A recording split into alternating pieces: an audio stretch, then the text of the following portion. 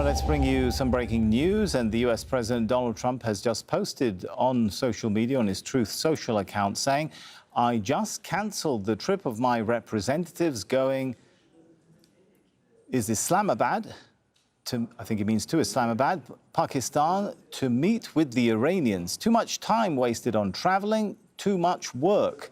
Besides which, there is tremendous infighting and confusion within their leadership. Nobody knows who is in charge, including them.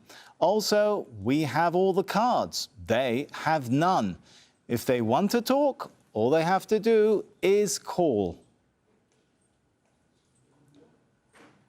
Let's go to Osama bin Javaid. He's live for us from the Pakistani capital, Islamabad. So looking at that latest Truth Social, where does that leave the mediation effort by Pakistan that one assumes they were trying to arrange some kind of meeting between the two sides?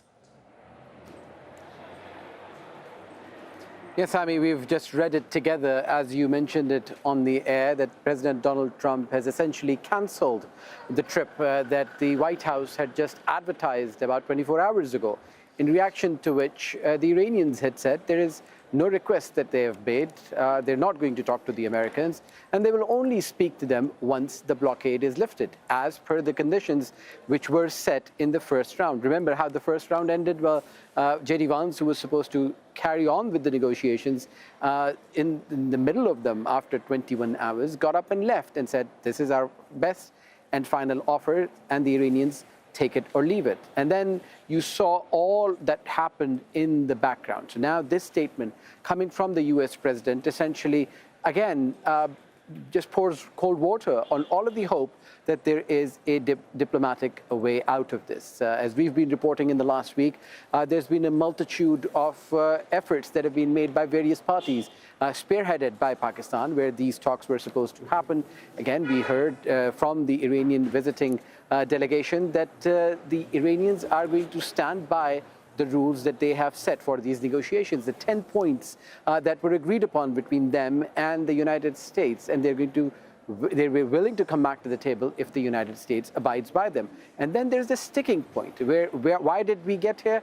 Well, in the last week, when the ceasefire was extended by the US government, the Iranians opened the Strait of Hormuz, but the Americans insisted they do not want to lift the blockade of the Strait of Hormuz that they have implemented. And the US president said, again, that they have all the cards. So it appears that diplomacy, which had so much hope, is again taking a backseat. What does this actually mean? Well, we'll have to wait and see, because this has just come now. I was speaking to some of the reporters who've been texting and calling President Donald Trump, and some of them who the president had said should stay in Islamabad have been told to come home. What are you hearing, Osama, from Pakistani mediators? What's the bottom line here? Does this mean that at least the current round of efforts to try and arrange another face-to-face meeting are now, for now, at a dead end?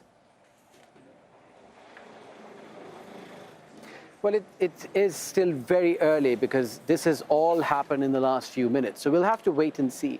But officials, including diplomats, security officials, politicians, and bureaucrats that I've been speaking to, I don't think that they will see this as the end of the tunnel, because you see, if you've been dealing with the presidency of US President Donald J. Trump, you expect there are going to be some grenades waiting for you in the diplomatic track. So I imagine, and I will have to wait and see what they say, that they will try to re-establish some contact. As we've been told, that diplomacy is best done behind closed doors. None of the details that have been discussed between them, the Pakistanis, the Americans, and the Iranians have not been made public.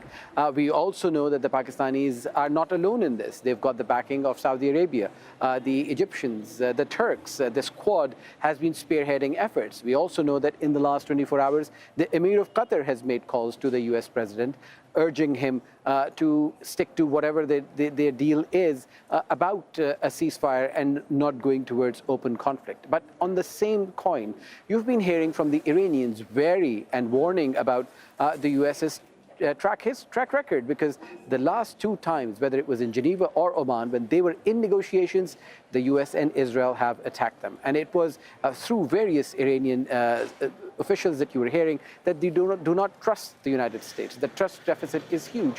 And this is something that the negotiators and the mediators were trying to pull them through, that this sea of trust that exists between them builds some bridges. And I've been told that they were able to build some bridges. That is why you were seeing all of those movements. Again, the US president has just said that he's calling it off. Does that mean diplomacy is dead? Does that mean that the Americans are pulling out? Well, we'll have to wait and see, because the US president makes a lot of statements that have a lot of clarifications coming after it from the White House. Okay, so Osama bin Javaid updating us from Islamabad in Pakistan.